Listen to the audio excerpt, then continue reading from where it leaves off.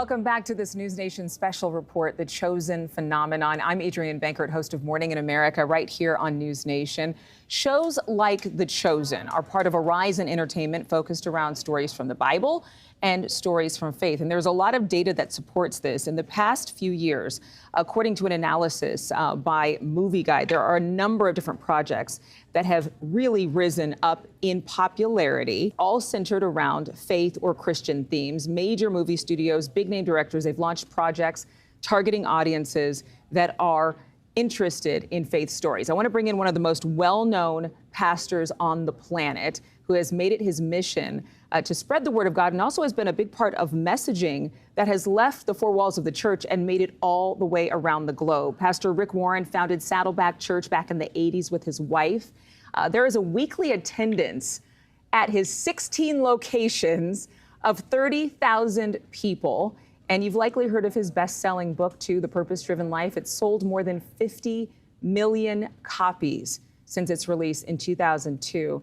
And Pastor Rick has really played a huge role in placing faith, bringing faith to the table when it comes to a discussion around American culture and democracy, having conversations with Presidents Bush and President Obama, also candidates including John McCain and Hillary Clinton. So he's going to talk with us right now and tell us about why he thinks projects like these are so important to the conversation. You know, I have to ask you, because you really went from pastoring a church to taking a message that resonated with Christians that ended up having scores of people interested in your books and in your teachings who were agnostic or atheist. Why do you think a project like The Purpose-Driven Life really, really hit home for so many? Fundamentally, everybody, by the way, Adrienne, thanks for inviting me on. Fundamentally, everybody asks the question, who am I? Why am I here? What is my life all about? Does my life have significance? Does it have meaning? Purpose-Driven Life is about the most basic questions of life, and that's the reason it's translated. It's the most translated book in the world now, except for the Bible. It's in over 200 languages in Guinness Book of Records because it's a fundamental issue. At some point, everybody puts their head down on the pillow and goes, there's got to be more to life than this. Get up in the morning, go to work, come home, watch TV, go to bed, go to a party on the weekend. And so we have to move from survival to success, but even success doesn't satisfy. You have to move to significance. And that comes from knowing your purpose. And of course, Jesus Christ was all about that. He came to help us understand. One of the most famous quotes of Jesus is this: I have come that you might have life and you might have it to the fullest. He didn't say anything about religion. He said, I came to give you life and have the fullest kind of life. I don't think we're really living until we're connected with the Creator who made us. Yeah, we can be walking around every day, clocking in and clocking out at work, but not really living life. And I think that's why The Chosen has become successful in a similar way, showing a depiction of Jesus Christ in a much more human way. I say that this show is as big as something like Charlton Heston playing Moses in the Ten Commandments. There's the humanizing factor. There's the fact that it has a ton of financial backing, just like the Ten Commandments did back in the day. Do you think that the way that they have depicted certain storylines that are different than what we read in the Bible, with the example of the Apostle Matthew being autistic, does that just open this show up to more theological critique, or does it make it more relatable in a way that Jesus himself might agree with?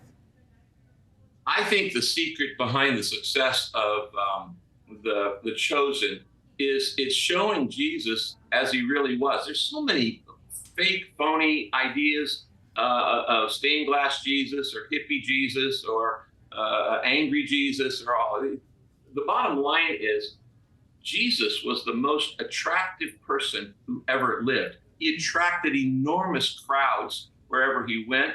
And even today, 2.6 billion people would say, I'm a follower of Jesus Christ. It's the biggest thing on the planet. 1 out of every 3 people on this planet claims to be a follower of Jesus Christ. That's attraction.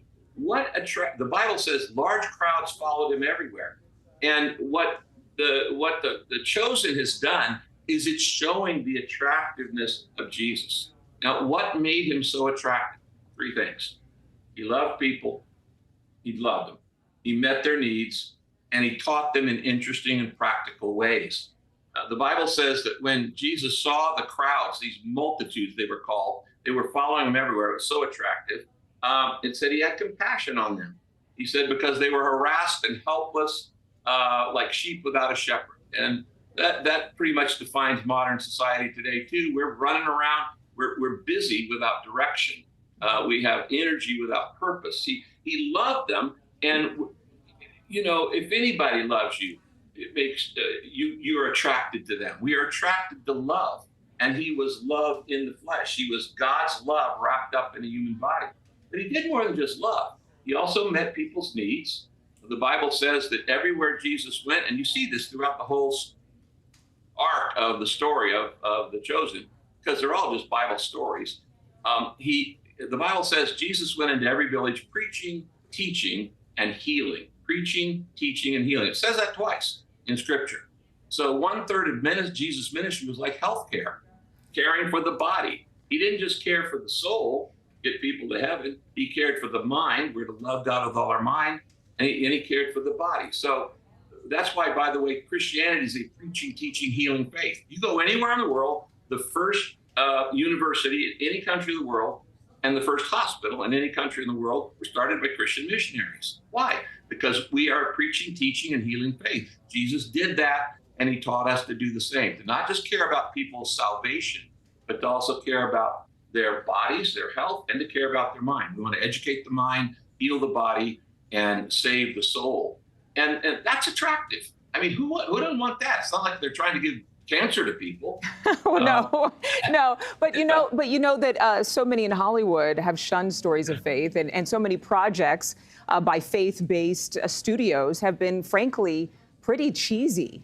Even the cast of The Chosen expressed to me how grateful they were that this project was done with excellence, that it looked like a major production, and that they didn't, skimp on cost when it came to the set and the costuming and just the quality.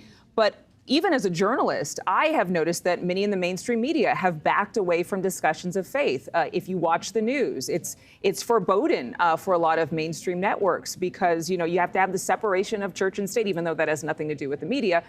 So many are uncomfortable or consider discussions of religion taboo, and yet it encompasses so much of the whole person. As you mentioned, the stats, 1 in 3 associating a belief in God.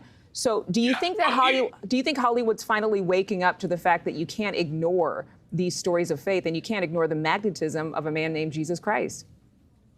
I've had the opportunity to be involved in consulting on other movies of faith when Steven Spielberg and Jeffrey Katzenberg and David Geffens formed DreamWorks. The very first movie they decided to tell was Prince of Egypt, which is the story of Moses. I actually consulted on that. It was a big, huge success for DreamWorks. Of course, I helped Mel Gibson when they did The Passion. I helped Mark Burnett and Roman Downey when they did Son of God, AD. And things that are well made are going to get a hearing. Things that are, as you said, cheesy, they're a poor substitute, they are poor reflection, and they're not attractive. It's important for a lot of people to see just the box office success, the crowdfunding success of a show like this. It's certainly getting the story of the Gospels out, but you yourself are working on a project that is revolutionary. Can you talk a little bit about what you're doing to spread the gospel ahead of a very major milestone anniversary? Most people don't realize that what 2023 means. If this is the year 2023, it's 2023 AD, which is in the year of our Lord. That means it's 2023 years since the birth of Christ. So the calendar that we accept right now, every time you write down a date, including your own birthday, you're using Jesus Christ as the focal point because it's 2023 years from his birth, the very first Christmas. That would mean Jesus was born in year zero, according to our calendar. Now, the Bible tells us that Jesus started his public ministry at age 30. We don't know a whole lot about him prior to that. And he had a 3.5-year ministry. So we know that Jesus Christ died on the cross in AD 33. And Christians, we believe that he rose again in AD 33. He gave what is called the Great Commission to his followers to say, go spread the good news in AD 33. And he sent God's Holy Spirit to start the church on what was called the Day of Pentecost in AD 33. What that means is in just 10 years, 2030th birthday of Christianity. It's the 2000th anniversary of the death and resurrection of Jesus Christ. So Christians all around the world, I'm talking about Catholics, Pentecostals, Protestants, Anglicans, Methodists, Baptists, interdenominational, every kind of Orthodox, those 2.6 billion people who say, I believe in the Trinity, Father, Son, and Holy Spirit, they're going to be celebrating. And many groups, about 2,000 denominations and major agencies and church networks have come together in what's called Finishing the Task. And they actually chose me to lead it for the next 10 years.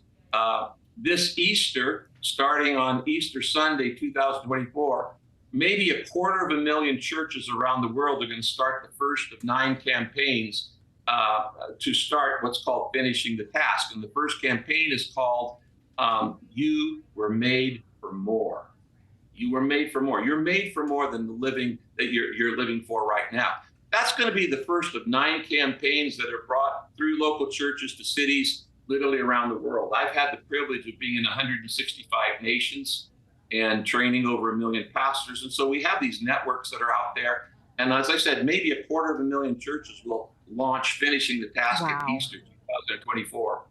That's amazing. I just have one more question for you. You think of all of the different denominations that haven't always gotten along, even though they all believe in the same one God. And then you think about a show like The Chosen that has people watching from all walks of life, whether they attend church or synagogue or never have walked into a church before. What would you say it is the time? Let me just say it one more time. What would you say is the time we are in right now culturally, where you are working with this great campaign, where a show like The Chosen is being seen by millions and millions of people around the world, translated into dozens of languages? Is there a new hunger for belief in God today? Oh, absolutely, Adrian. You know, if you study history, bad times in the world are actually good times for spiritual growth, because when things are going good, people ignore God. We forget God. We get self-satisfied. There's so many things that are happening that are negative in our world. Every spiritual revival, whether it was the first Great Awakening in America, the second Great Awakening in America, or other awakenings, spiritual awakenings around the world, always came really much in a time like this. It was out of the 1960s, many years ago, which was a time of, you know, the deaths of Martin Luther King and Kennedy and riots and racism and all those things. Out of that, people have been trying everything, sex, drugs, and rock and roll and everything. And you come to the end and go, well, I might as well try God. I might as well try Jesus. And that brought the Jesus movement in the early 70s. We are in a similar period right now where we've tried so many other things. People are going, well, I may as well try God. You know what, Rick? Yeah. It's just remarkable when you put it in context, and when you talk about the times that we're in, and they're so reflective of the times that we saw in those 1960s, 1970s. History certainly does have a way of repeating itself, but you would know that better than a lot of us. Thank you so much, Pastor Rick, for joining us, and thank you for your perspective as well as your insights. Best to you. God bless. God bless you. Thank you. Thank you. Thank you for watching. Go to newsnationnow.com to find Newsnation on your television provider. And don't forget to click the red subscribe button below to get more of Newsnation's fact-driven, unbiased coverage. I want to know when you knew you were meant to be called to be an actor. An actor? Oh. I think when I booked the first thing I ever auditioned for, I thought, oh, maybe there's something here. And that was like when I was 23, but I didn't really think about the long-term implications. I just thought, well, I didn't expect to get that job, and maybe God had something in mind for me as a performer. Did you know what you wanted to be when you grew up, when you were a kid or when you were in like high school? I wanted to, yeah, well, Well, those are two different answers. As a kid, I wanted to be an astronaut. As in high school, I know I wanted to be in film. I thought I was going to go into special effects. I went to an art school. I studied film, and then I realized, because I went to art school in New York, we didn't quite have the programs that they have in California for special effects training. So I thought, once I went to film school, I thought, you know what, maybe I'll be a director. And then I had taken some acting classes as prerequisites to, because we had to. And then I thought, maybe I should give acting a shot just to know what an actor goes through to be a better director, so I can direct them better. And then I ended up auditioning for this one job for MTV, and I booked it. I'm like, wait a second, what does that mean? So there were signs that you were in your wheelhouse, and then you end up auditioning for the role of Jesus. Many, many, many, many, many years later, yes. And obviously, it's been a journey. But how much has Jonathan Rumi's life changed? You are already very much a faithful man. Faith has always been important to you from what I've read. But now that you have the role of a lifetime, how is it different from, say, a decade ago? It's indescribably different. It's unquantifiably different. It's heads and tails different.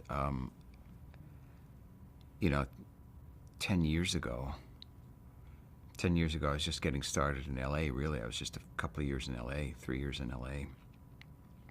And you have an idea of how you think your career is going to go, what steps to follow, and then you have reality. And very often the two don't quite, line up. Yeah, they don't really sync up. And so I got to a point where I was basically desperate and out of money and out of food, and I just realized in that moment that I had no other alternative but to completely and wholly rely on my faith and to just offer everything up in prayer, to surrender my notions, my concept of what it meant to have a career, to be successful, to survive, and offer that up to God and just say, God, you show me where you want me to go and what you want me to do, because at this point I'm out of options and I'm giving it to you. And he did. He did that very day that I actually made that prayer, and changed my life in an instant, in a matter of hours, from the time I had this prayer to the time I came back to my apartment. I left my house, come back, and all of a sudden I experienced this incredible financial windfall that came out of nowhere and made me realize that, okay, that was the thing that I hadn't done. I hadn't surrendered. I hadn't given it up. And you and Dallas used that word. Do you believe that you two were divinely connected? Yeah, I think this is part of God's plan for sure. When you meet people who know you play Jesus, do you think that you have some sense of responsibility to portray him? I mean, from the Gospels, the book of Matthew, you learn from me, take my yoke upon you, for I am meek and lonely of heart. This show is all about a different depiction of Jesus than maybe the world has ever seen. Do you feel responsible for making sure that that real image of Jesus is known? I feel responsible to show up and give everything that I have to this role. And then what God does with it is up to him. Yeah, I have to just continue to participate and let him lead. And as long as I do that, everything is beyond my comprehension and better than I could have ever thought through it myself. How do you think you've been able to so successfully be in this role? I mean, people have remarked at how much you have brought your heart, brought your faith, and brought this sense of peace. I mean, watching you on camera, there's no denying that it's special. Grace, just God's grace. That's how I'm able to be here. In terms of people who maybe are not of faith, but they have heard about the show, how would you describe the show to them? They've never walked in a church. The show is a very well-told historical drama about the life of Jesus and his disciples. And he is a man who changed the world, whether or not you believe he was the Son of God or is God. He changed the world, forever. And so I think there's a character that anyone who watches the show, there's at least one character that anybody who watches the show will be able to identify with. And 9 out of 10 people can't get through an episode without weeping or connecting or being reminded of some part of their own life that they see played out, but brought into the light and uplifted. And I think what we do, what we make with the show, is is such a relief compared to all the darkness that's in media right now. A lot of the storytelling that we see in most major networks and streaming networks, there's just so much darkness and heaviness, and it's the world is dark and heavy to begin with, especially right now. And so to have a show that kind of brings a ray of light and gives people hope, gives people something to believe in that is bigger than themselves, I think is a great service to culture and to the world. Are you changing the world? God's changing the world through the project that I'm working on. This Sunday, watch The Chosen at 8/7 Central. Thank you for watching. Go to newsnationnow.com to find News Nation on your television provider. And don't forget to click the red subscribe button below to get more of News Nation's fact-driven, unbiased coverage. Can you just introduce a little bit of who you are? Because, I might know, because I prepared for this conversation, that you're the son of one of the biggest authors in history. Your dad, with his best-selling series, Left Behind. Just maybe just say a little bit about where you came from. Where did Dallas Jenkins come from? Yeah. Well, I grew up in a strong evangelical home. As you mentioned, my dad, right around the same age as I was when The Chosen exploded in popularity is when Left Behind exploded in popularity and became one of the biggest media brands in the faith space. So I got a good firsthand look not only at storytelling, I inherited from my dad the desire to tell stories, but also how he walked through the kind of attention that came from such an explosive, not only explosive and a successful project, but one specifically that's controversial, or one specifically that is about the most famous book ever written. And so I got to see how he responded. I got to see his humility, that he remained focused on the work regardless of the growth of it. So coming into The Chosen, I didn't actually have any expectations. I'd actually lost all of that the year before The Chosen when I had a huge career failure. What do you mean? Well, I had a feature film that had finally achieved the goals that I'd set out for. My goals were success and attention, and I wanted to win awards. I wanted to show up at the box office. Like everybody in Hollywood. Yes, exactly. And I finally got my chance with a movie that was released nationwide with some of the biggest producers in Hollywood, and it completely failed. Just a total bomb. And I was left with, I went from being a director with a very bright future to a director with no future in just a couple of hours. And I got to a place where I genuinely surrendered. And I genuinely said, okay, God, I am willing to not make another movie if that's what you want. I don't care about the results anymore. I genuinely am willing to give that up. You had a come to Jesus meeting. I had a strong come to Jesus meeting. And I think that's when God said, now you're ready for The Chosen. And so I went into it, and not into The Chosen. Just briefly, I'll share how I ended up doing a short film for my church's Christmas Eve service. And it was about the birth of Christ from the perspective of the shepherds. It was filmed on my friend's farm in Illinois, 20 minutes from my house. And it was then that I came up with the idea for the show. But that short film was just for my church's Christmas Eve service. No, not just. It was first to the household of faith. Well, sure, but I was not thinking anything larger. You weren't thinking of this as sowing a seed. You weren't. You were just being helpful. I was, yes, and it was a script that I'd put on the shelf, a year before because of my big Hollywood opportunity. And so when I did the short film and came up with the idea for the show, I remember thinking, I'm in my wheelhouse more than ever. Even though I'm on a small farm in Illinois, I feel like this is where I belong.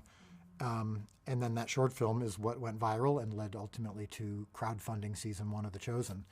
and now I'm just been following from there. So where did the idea to crowdfund come from? Because you've seemed to tap into something, a momentum in crowdfunding that I don't know that has ever been done in entertainment. I'd love to take credit for it, but I actually was skeptical. I didn't think it would work. It was an idea from the streaming platform that was interested in the show years ago. And I said, this won't work. Crowdfunding is typically what you see on social media when someone's trying to raise money on their birthday for some cause, and they never seem to get to their goal, and it's really small. The all-time crowdfunding record was 5.7 million from projects that had huge fan bases, and I had no fan base. And that short film went out, and at the end of it, I said, hey, I got this idea for a show, and if you want to invest in it, you can. I had, because I didn't feel responsible for results anymore, I was like, all right, let's see what happens. What do I got to lose? And you'd already lost everything in one sense. Exactly. So it's like, where else do you go when you hit bottom? Exactly. Yeah. So I had it didn't. If it didn't work, I'm like I'm no different than where I am right now. And sure enough, it exploded. Went crazy, and now I'm talking to you on season 4. Season 4. So for you, what will change, or what has changed after 3 very, very popular first 3 seasons? Yeah. Here's what's interesting, and this is not just a platitude. Nothing has changed for me in the work. When I sit in front of the blank page with my co-writers to write a scene, the blank page doesn't care about the previous 3 seasons' success. When I'm on set with my cast, just like we were in season 1, there's no difference when we're working between 100 people are going to watch this or 100 million people are going to watch this. The work is the same. We have to focus on making the best show that we can that's faithful to the character and intentions of Jesus and the Gospels.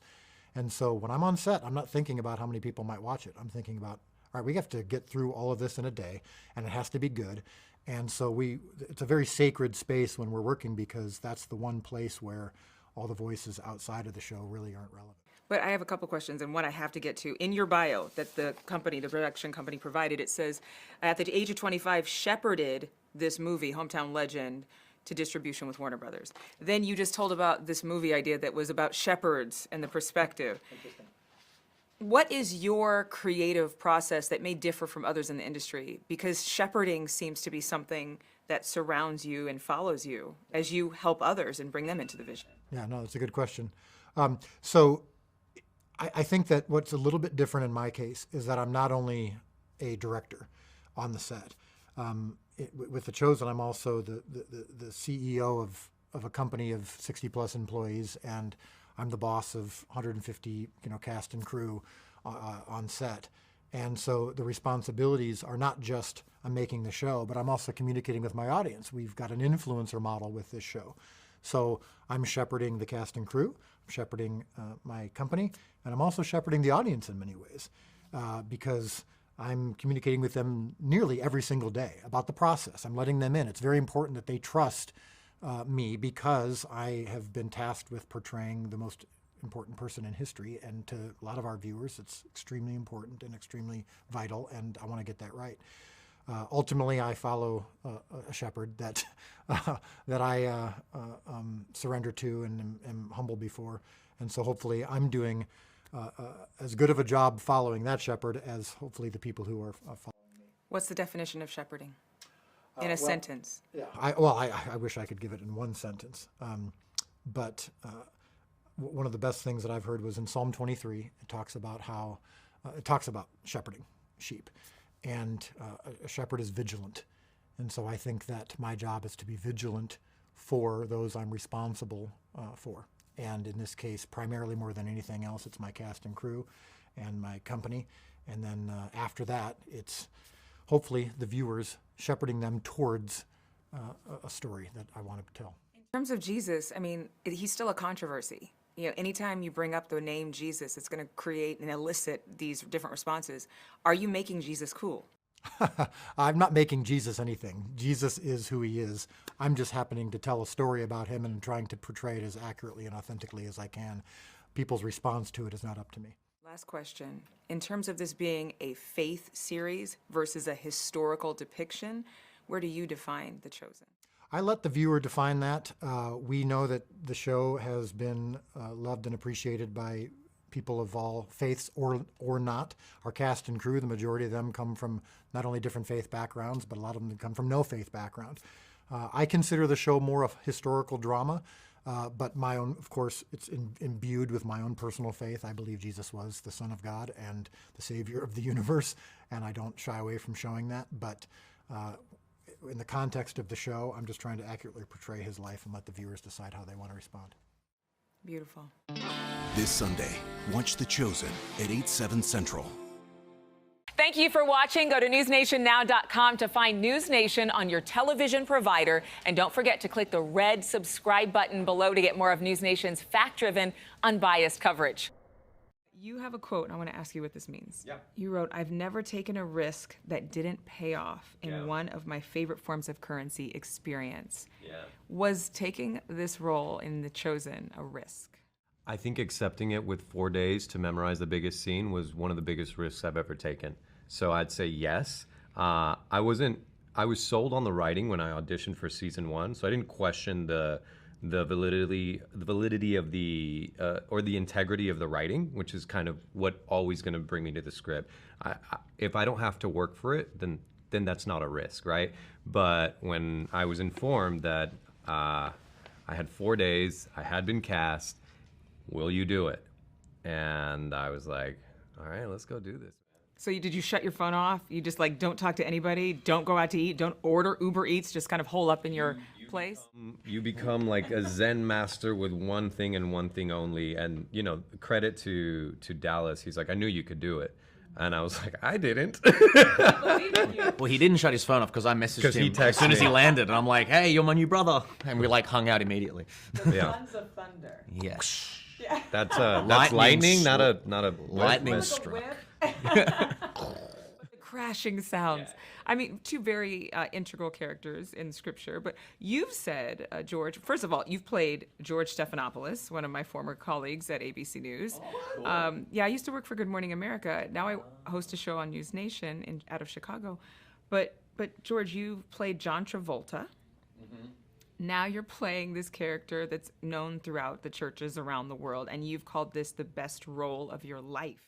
Yes. Why?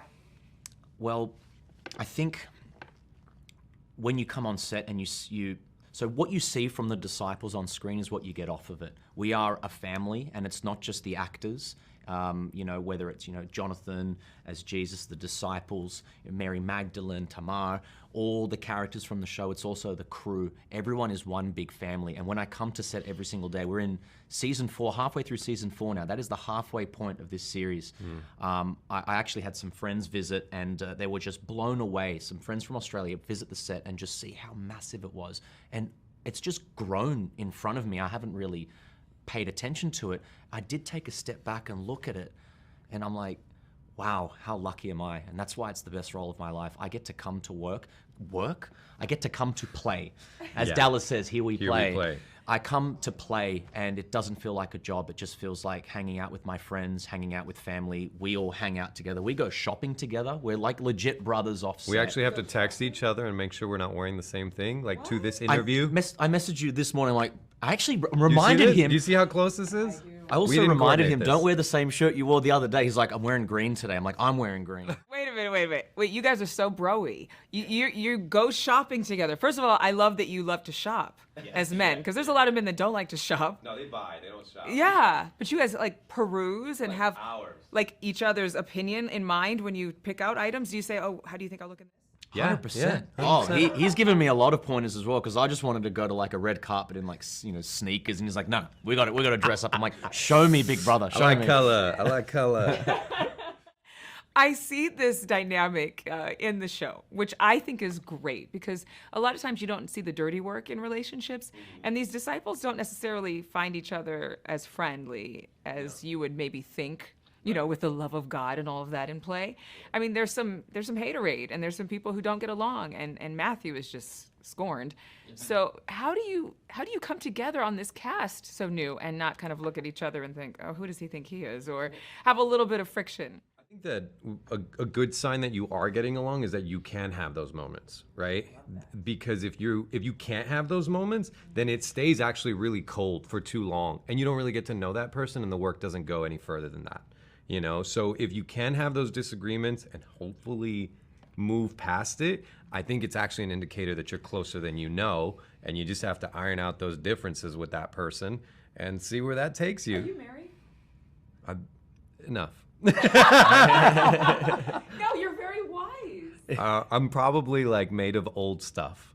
You are. Yeah. No, I've never heard anybody break it down like that. George, do you agree? I mean, Well, I would say that if there's anything that needs to be ironed out, it's lucky that we all love playing board games. So I think everybody in the cast has gotten around a table or a video game at one stage. And if we need some competitive edge, we can always just play a game of anything you want, monikers or...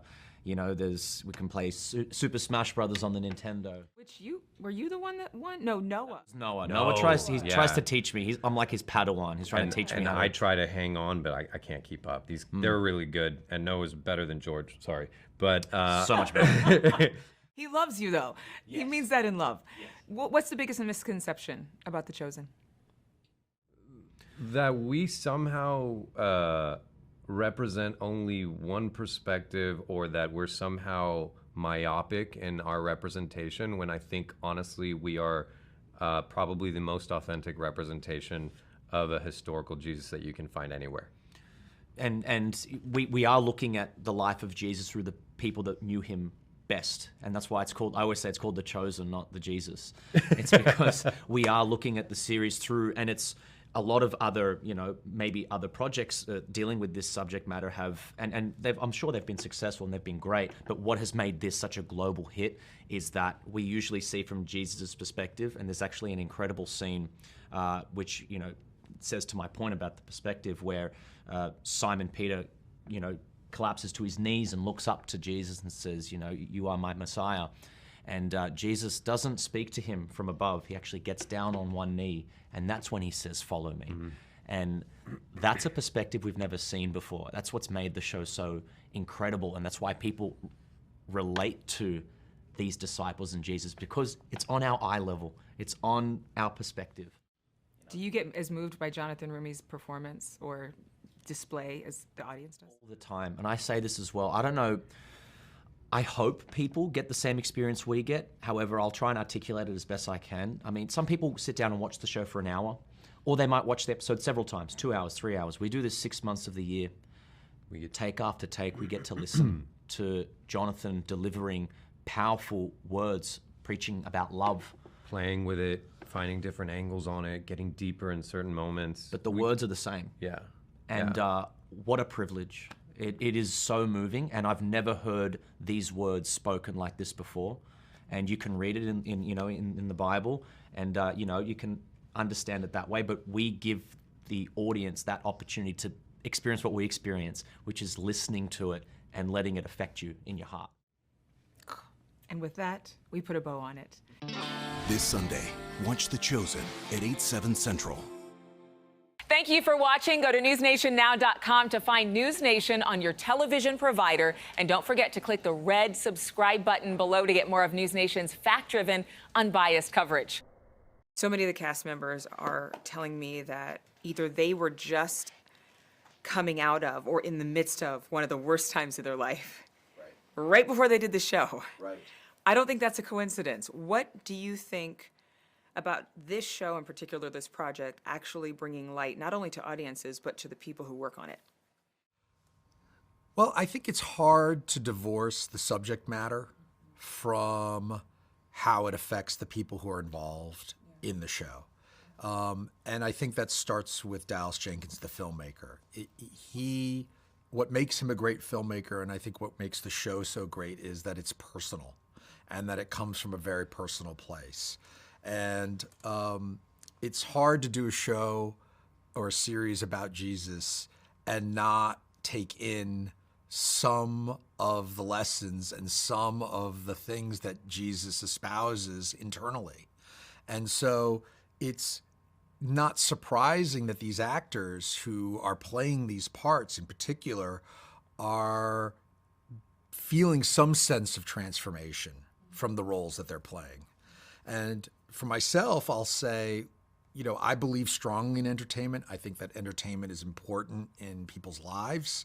I've been doing this for over 20 years, but I will say that I think there's something extra special about The Chosen. I see how people react to it. I see the comments. I see how fans say that it's given them a sense of purpose or a guiding light.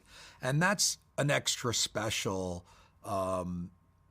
response to the show. And you can't help but feel the benefit of that and a sense of responsibility that comes with it.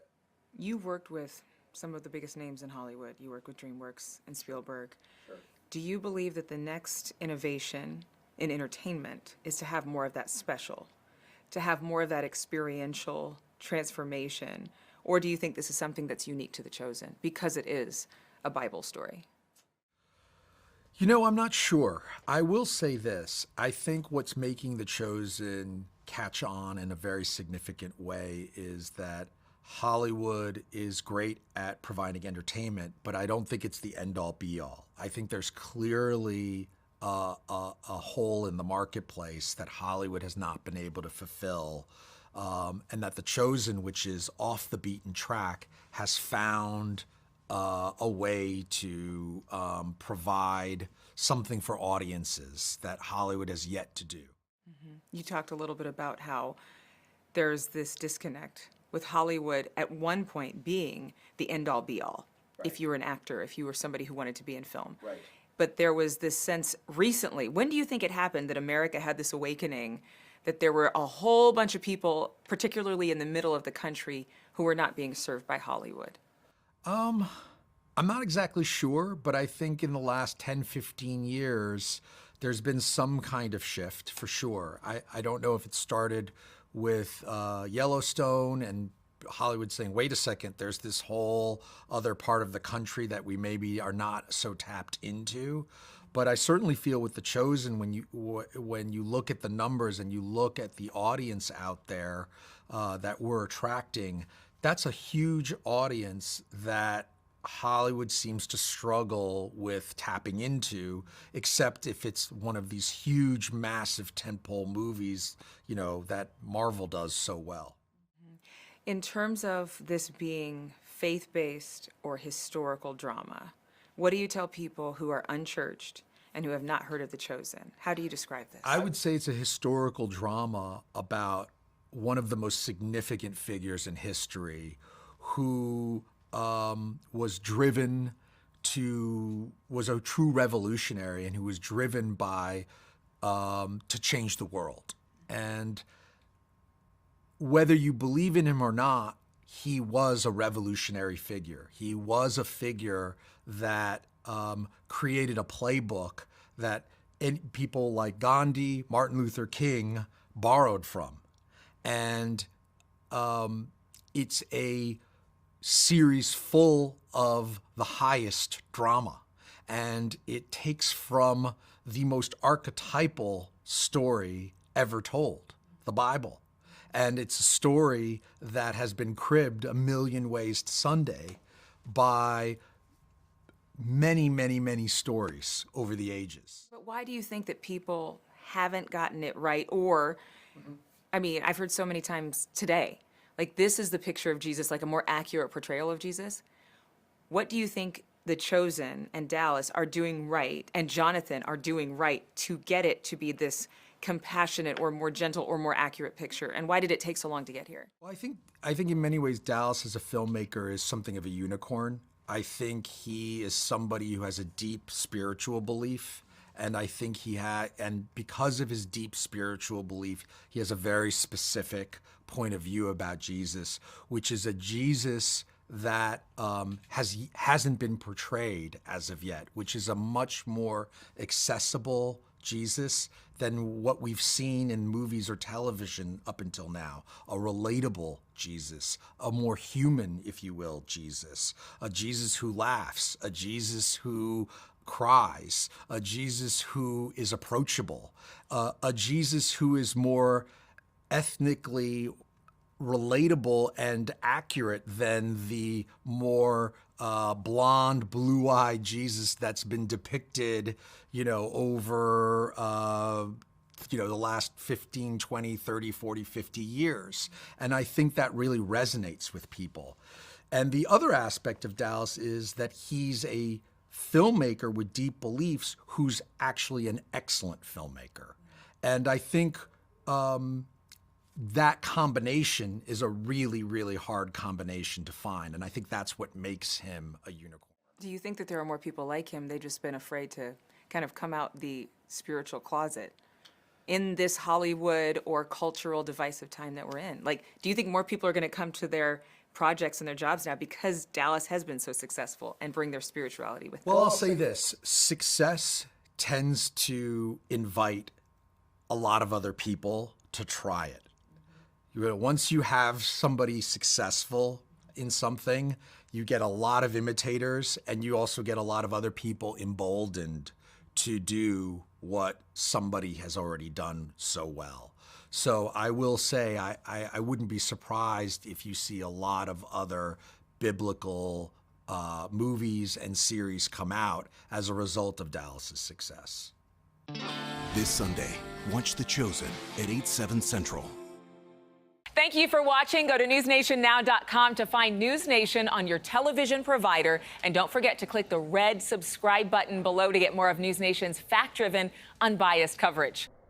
How important was it for you guys to work on a show that had so much diversity? I mean, this is one of the most diverse casts I think I've ever seen. Really? That's cool. That is High pretty five. cool. Let's get it. Nice, we did it. Yeah, I mean, I think it's awesome. You know what I mean? It's this is a show that is very inclusive and brings all walks of life, and I think it's one of the first times, dare I say, this story is being told accurately. You know what I mean? And I love that Dallas, Tyler Ryan, all of them took that stuff into consideration. When you say accurately, I saw that little smirk. What are you alluding to, Joey? Well, you know that these people are from where they're from, kind of a thing. So. Oh, you mean like diverse? Because, I mean, Israel, it's the Fertile Crescent, this part of the world. Yes. And so you do get a flavor that this is an intercontinental place. 100%, yeah. And these people are from all different walks of life. You know, each character comes from different regions. So it makes sense that it would be different kinds of people in the show. Well, you have one of the most important scenes. I mean, turning water into wine, the first miracle that Jesus does. You own, I guess you are the vintners, and it's Rama and Thomas.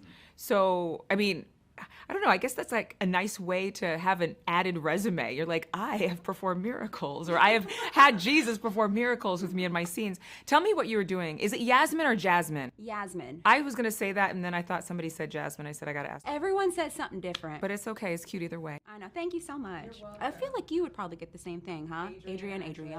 Adriana. But it's okay. I'm like, just call me A. I know, same. Just call me A.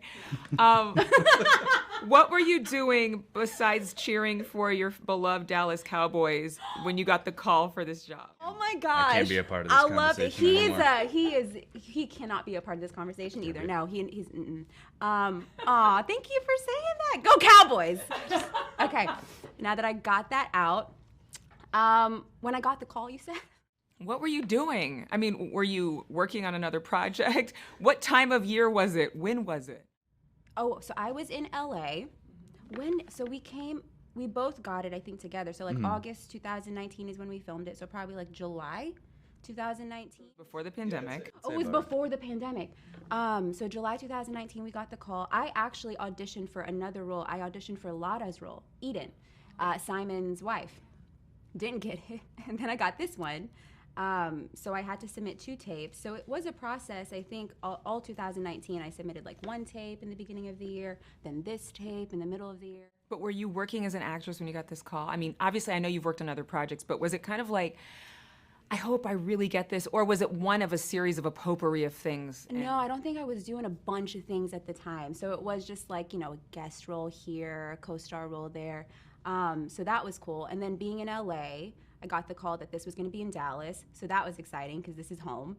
So I was like, oh my gosh, I get to go home? That's great. For like a week? Awesome. So, yeah. Super grateful, I'm sure. What about you? Where were you? What were you doing, and where were you when you got this call? I was also in LA. I'm born and raised in LA. And it's kind of the same thing. You're doing jobs here and there. And I also auditioned for a different role. I auditioned originally for Simon, which would have been a very different show, I think. You know, Shahar plays him so wonderfully.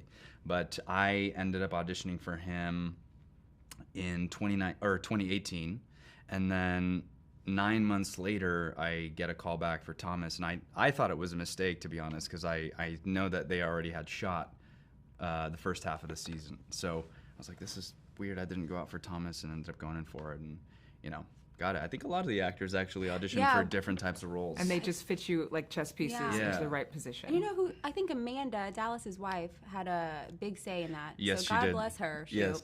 And you got chosen. We did Nice. get chosen. I'm sure you have friends in the business who have, you know, fought for years to be actors and actresses. I mean, we all have people who've gotten some level of success, but not as much as they want. You have really this guaranteed position on the show in the story. How does that feel? I mean, in terms of security, in terms of gratitude, in terms of, my goodness, I'm good for 7 whole seasons. I'm good. Sure, yeah. Yeah. I would say, so I remember watching an interview with John Krasinski one time, and he was asked, you know, how did it feel to get the office? And he said it felt like I hit the lottery. And in a way, I kind of feel that way, to be honest, in a time where things are very uncertain. I mean, you've got the writer's strike going on and all that kinds of stuff, you know. SAG is also negotiating as well, so I feel very lucky and grateful to be working and to be part of a project. And then our show also has kind of like historically filmed during really strange times, you know, like we filmed during the pandemic where a lot of people didn't know they had jobs or what was going on. Now during the strike, it's been kind of crazy. You feel safe. Sure, I guess. I don't know if safe is the right word ever for an actor, you know what I mean? But it's cool, and I think a lot of us feel lucky that we're doing this. Yeah. Yeah, just to see how they're making it work during these times. I honestly didn't even think of that until just now, but they make it work. Because when we were planning on coming back before the pandemic, or during the pandemic, and then we're like, oh, pandemic, we're probably not going to work. And they're like, nope, we're working. We're like, how are they going to make this work? And they made it work. And then even now, when we already started and then things started happening during production, we're like, oh, we're going to be shut down. Something's going to happen. This will happen. And then they find a way to do it. Yeah. We also filmed during the blizzard in Texas, yeah, you know what I mean? yeah. There's just been like so many crazy events around the show. Clearly, we can't do anything Yeah, right now. yeah. And then they're like, no, we're gonna do it all. So I guess you're a part of multiple miracles. I guess so. Yeah. You have some good zingers. This Sunday, watch The Chosen at 8/7 Central. Thank you for watching. Go to newsnationnow.com to find News Nation on your television provider. And don't forget to click the red subscribe button below to get more of News Nation's fact-driven, unbiased coverage. You posted some pictures and some video of some of the scenes that you were in. And one of the most impactful was the boat scene, the stormy waters before Jesus actually calms the storm. Why was that impactful to you, not just as an actor, but for your life? Oh my gosh, I think it was because it was so relatable to me. I think all of us and everybody watching is we ask those questions to why certain things happen in our lives that we don't have questions for. Or don't have the answers for. Don't even have the answers for, yeah. And I think it was just so powerful because it's so relatable. A lot of the time we don't know. But I know like on screen we're such a family. And then off screen too, it's like we all have those people in our lives that care for us, that want to be there for us, that makes it easier to get through these struggles and these obstacles. So it really related to me in that way, and seeing Shahar and Jonathan up there just being so beautifully talented with that scene, it's broke my heart. What about for you, Jordan? I know you commented on his post and said it was just a crazy experience, but what did it do for you?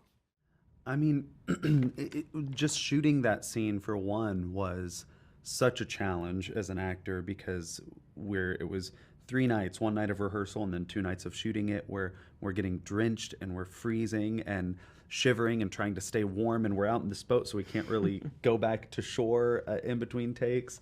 And but doing that is miserable. I was gonna say, that sounds horrible. Yeah, well that part wasn't fun, but then having each other there and like being able to keep each other focused, and as an actor, that's kind of like the dream, is being a part of these big epic sequences and working on a show that like moves people in this way, and knowing that this big climax that we're going to keep secret all season is going to just shock people, like that knowledge, and knowing how hard we've all worked to get to that point in our careers made it so much easier to get through that whole scene. Yeah, I didn't understand. So you couldn't tell anybody for a year about this season or about that particular episode? Scene in particular. 'Cause that was one of the first things we shot. So the walking on water and the storm and everything. Dallas had previously said before that we're probably not going to do that. So this was all a surprise for everybody. Okay. Well, I mean, yeah, it took a lot to pull off. I forgot to ask him how they did that. But I really want to get back to this statement you made, which so many people have made today, is that your family. Have you had an experience in your acting career previous to this where you felt such an intense or close bond with your fellow actors and cast members? What? Not to the extreme of this. Why? Why is it so special here? I just think because, all of us are so different. We have different personalities, we have different beliefs, we have different walks of life, but we all have such a genuine love for each other. And I think we knew that pretty early on. In season 1, we only filmed the first 4 episodes. It was like the little engine that could, in a way, so we didn't know where this was gonna go. But I think we knew pretty early on that these are just genuine people that are not only talented, but they take the time to get to know you. And we genuinely love each other. And it's just sad knowing that one day this will come to an end, but the friendships and the family, that's gonna last forever. Jordan, how do you come to love people who you work with when there is such diversity among the cast, diversity of belief, diversity of experience, diversity of geography, and you're working on this project that some people would call controversial? Yeah, I mean, I just think it's easy to love all of the people that are involved with this show because, regardless of differences in beliefs or backgrounds, we're all able to unite around this story, and we're all so passionate about what we do. And whether it's the set decorator or the costumer or our makeup artists or the actors, we're all just so committed to our crafts. And it's impossible not to love these people. They are just the most amazing people I've ever worked with. But everybody has their insecurities, as you well know, because you have a podcast where you talk about that. Yes. So when you come to set initially, like first out the gate episode, first episode that you appear in, what do you do with those insecurities, and how do you function with confidence with people you don't know, with a story you're not sure of, or you don't know how it's going to develop, and you're not even sure it's going to last because it's crowdfunded? I mean, imposter syndrome is very real and one of the most common things among actors I've found. And so there's definitely imposter syndrome, especially watching, Giovanni and Liz and Jonathan all in that first scene we shot together in season 1, and how amazing they are. There is a little bit of like, oh, I don't belong in this group. Yes, you do. Well, thanks. But and eventually you start to kind of feel your sense of belonging. But it's initially, I was in a different place with my relationship with my disability, and I felt like that was something I needed to hide early on because cerebral palsy and scoliosis. And so having a limp, I had been replaced from other projects in the past or didn't get other parts in the past because of it.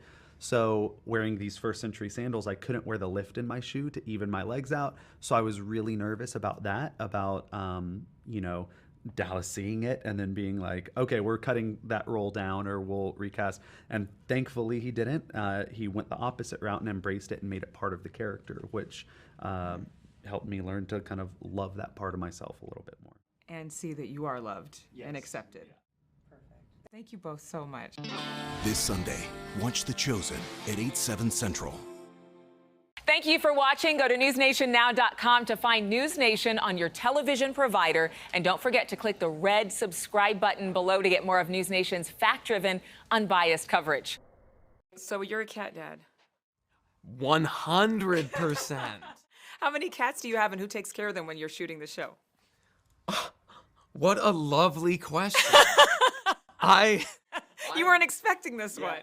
My wife and I have 2 little gatos, as we call them, the lady and the tiny. When we were away, actually, my best friend is watching them right now. But we find ways, and a lot of the times, my wife has to stay home and make sure they don't get into too much cat trouble. They're mischievous little kids. Definitely, especially at 3:30 a.m. normally. That's the hour when the zoomies hit. Okay. Like, destroy everything in the home, and then we put it back together in the morning. Are you as passionate about working on this show as you are about cats? I definitely am. I'm a passionate dude. No, I mean, like, I didn't even know that I loved cats as much as I do until we finally got one instead of a dog, less high maintenance. Yeah. But no, it's funny. It's actually, the show is a little bit the same. I auditioned for a short film that led into the show a year and a half later. Thankfully, did not get that part. It's the best part I never booked, because then I was able to play Andrew and kind of went into this not knowing what I was getting into. And then I found like the most loving, amazing crew, cast. It really is a big family. And we started, you know, from very grassroots, and it's just gotten bigger and bigger and better and better. And I'm like so grateful to have found myself in this company. What makes it so loving? What do you believe is the difference between the cast and crew of Chosen and maybe another project that you've worked on? I think there's an open-mindedness in this cast and crew. There's this feeling of, we're all here to tell this story the best way we possibly can, and everyone fits their part so well. All the way from the top, from Dallas, the director, down to anyone even coming in just for the day. We all know what it is that we're doing here in this show, and we're trying to tell the most authentic story of Jesus that we possibly can. And so, to me, as an artist and actor, like, what a gift to be a part of this and to try to figure out what it was like to live 2,000 years ago, giving your life to something and just walking that very difficult path that we do as disciples. It's I think we all kind of know the responsibility that we have, and we all try to rise to the challenge. Rise indeed. You know, a lot of times you see these projects about a historical character or about a religious character. The other people around him kind of fade into the background, but in this particular series, it seems as though the disciples, the apostles, are in such focus. Why do you believe it's important to tell this story with so much authenticity?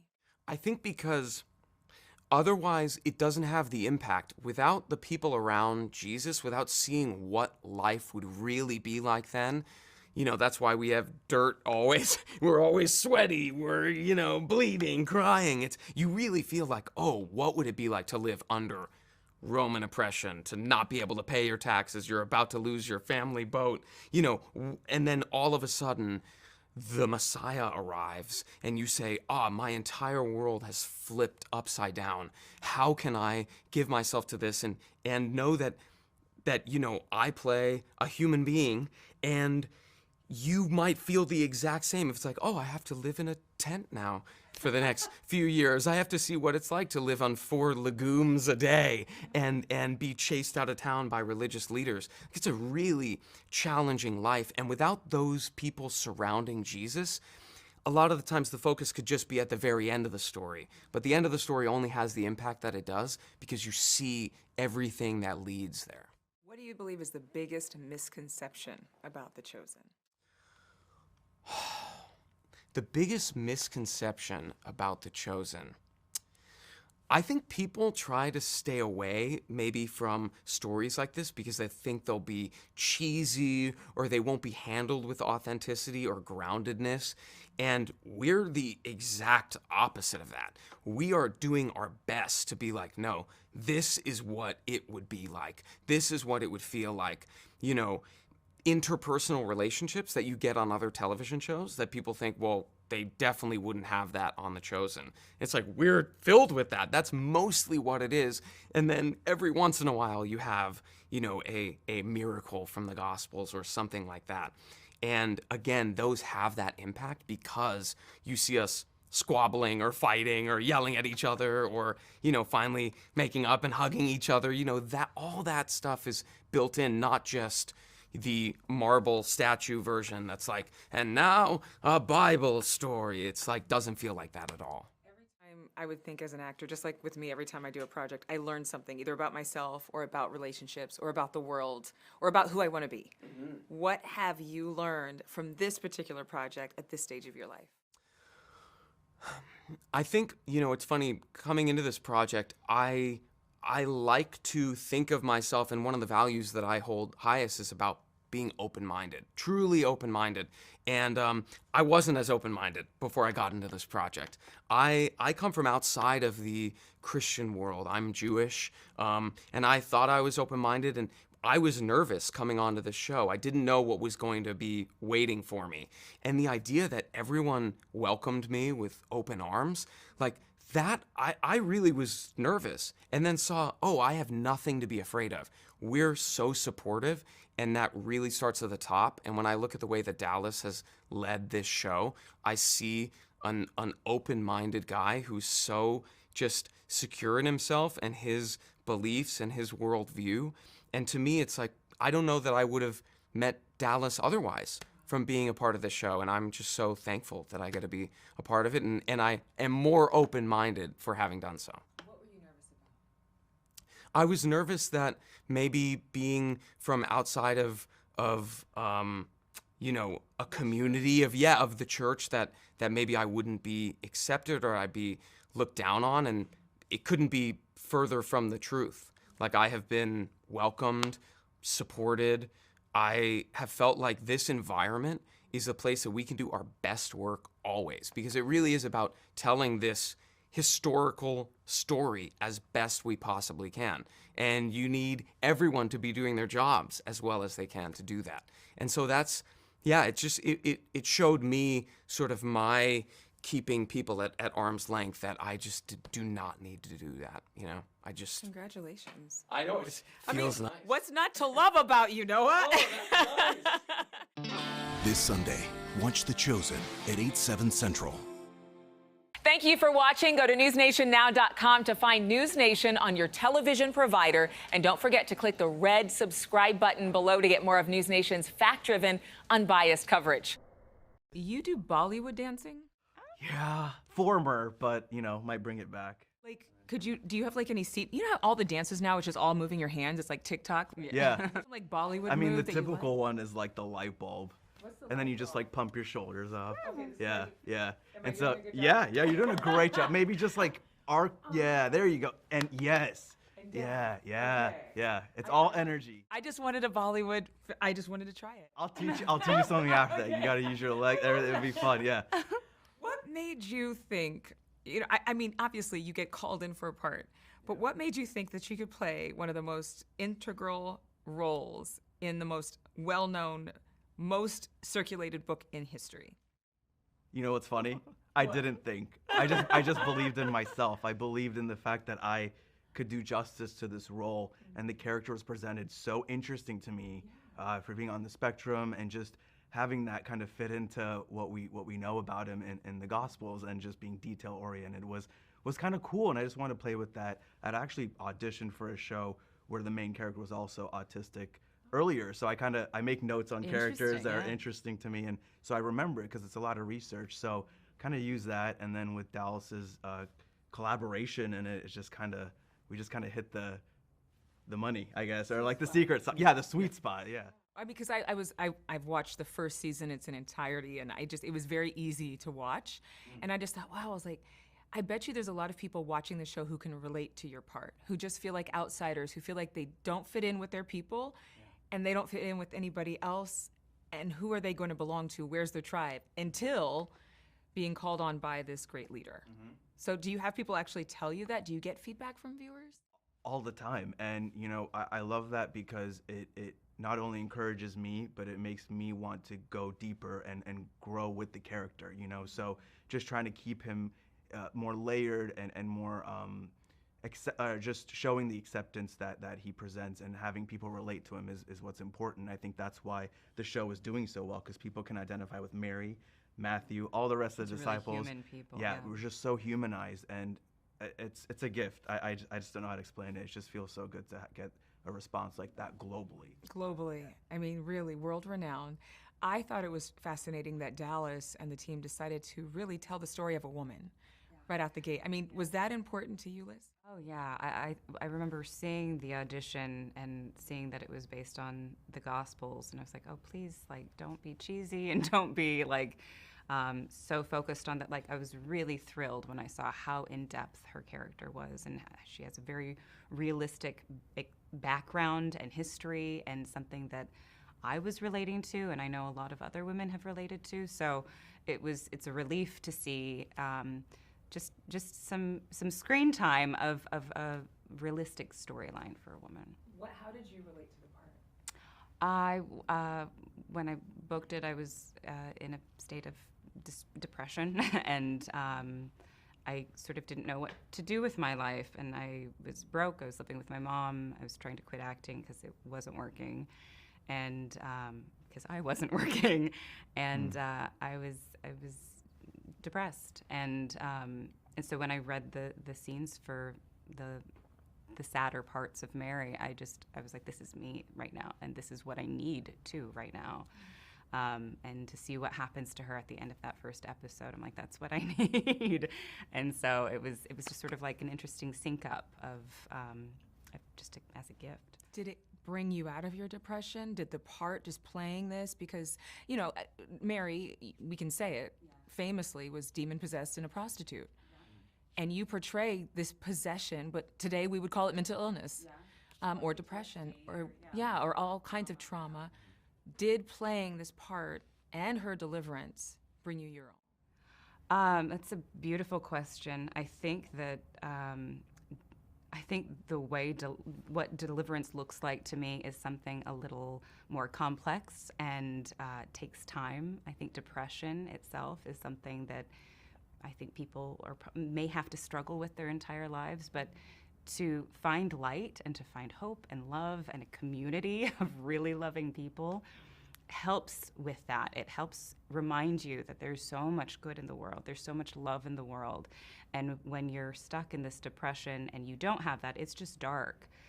But that's, I mean, the show is showing where to find the light, how to create love and joy in this world. And so over the course of these years, yes, I've been changed by the experience of playing this and just by being influenced by it. How has your life changed? I mean, paint a picture. You showed me what it was like before you got the part. Sure.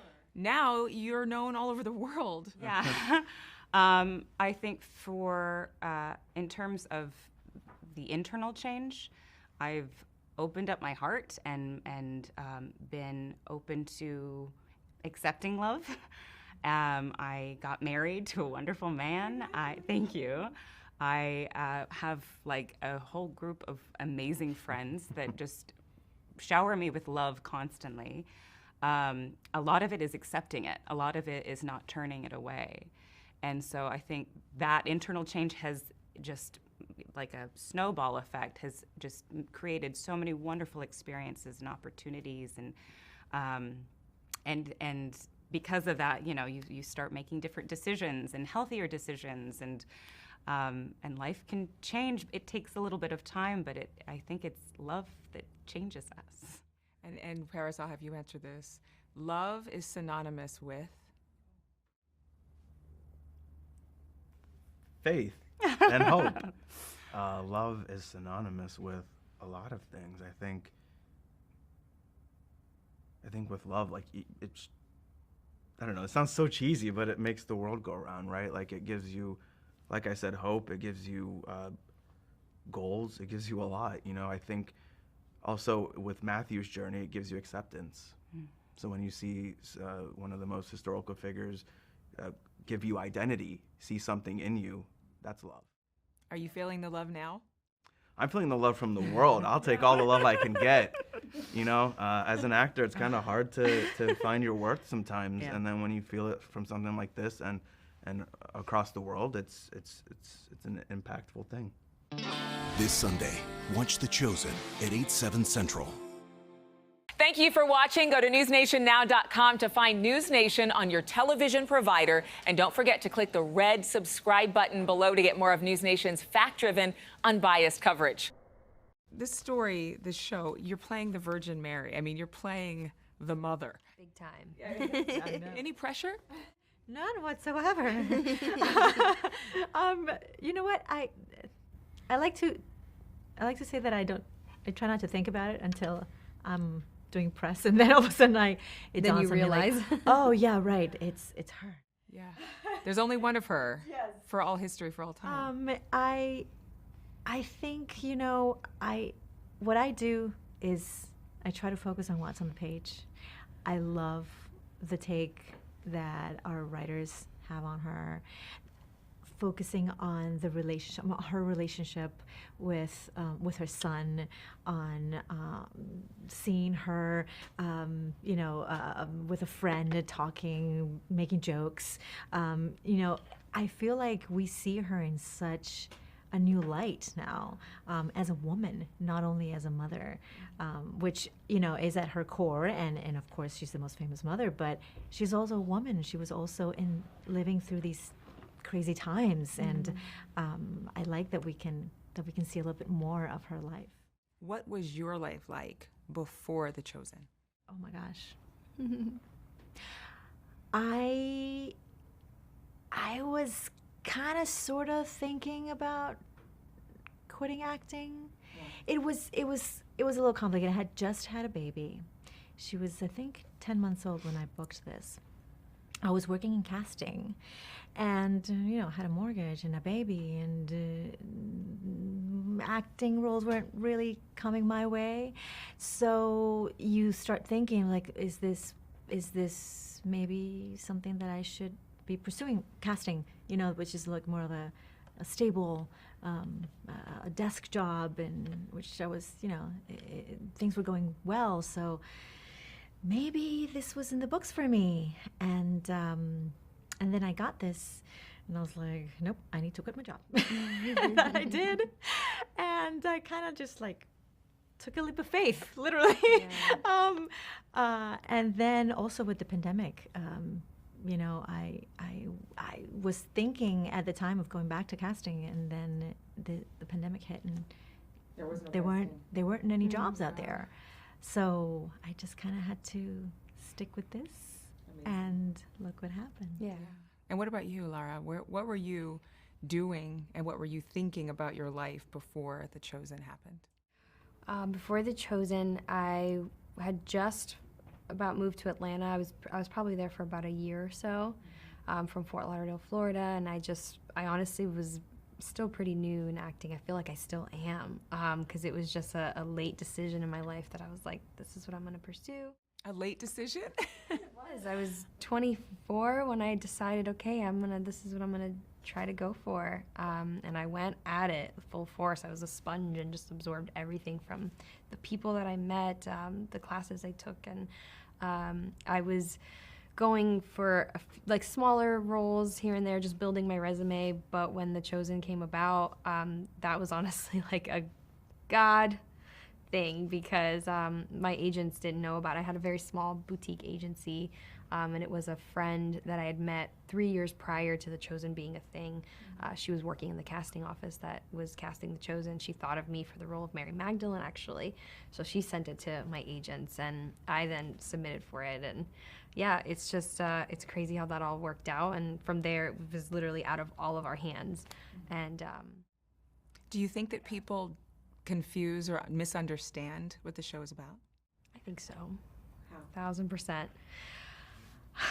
I think when people hear a show about Jesus, they automatically think that it's going to be terrible, that it's going to be cheesy, because they sort of have for many, many years, until you actually watch it and you see how incredible it's truly made. The writing, the humanity that comes out. We're so much more alike than we're different, and I feel like it's a show for everyone. It's not just for people of faith. I mean, we get messages from people that are literally, he said, I'm an atheist, but this show cinematography is too good to pass up. I mean, that's mind-blowing. So yeah, it's an incredible experience and life-changing show to be on for people watching it, as well as for myself. Real quick answer for you, Vanessa, and just in terms of like 20 seconds, just tell me what your hope is in terms of this show. Like, obviously, you guys are going to be working for another, what, 3.5 seasons? You've got job security for a little bit. That's the goal, hopefully. Yeah. So what do you hope happens as a result of you choosing The Chosen? Well, I think, this show really has a message of hope. Mm-hmm. And I think people are responding to it. I think people are in need of shows, of content that really uplifts and it's heartwarming and hopeful. Right now, I think everyone somewhere in the world is going through something. Mm-hmm. And to bring hope to those people from all walks of life, that is to me what inspires me about this show, and hopefully that's what brings people together to watch it. This Sunday, watch The Chosen at 8/7 Central. Thank you for watching. Go to newsnationnow.com to find News Nation on your television provider. And don't forget to click the red subscribe button below to get more of News Nation's fact-driven, unbiased coverage.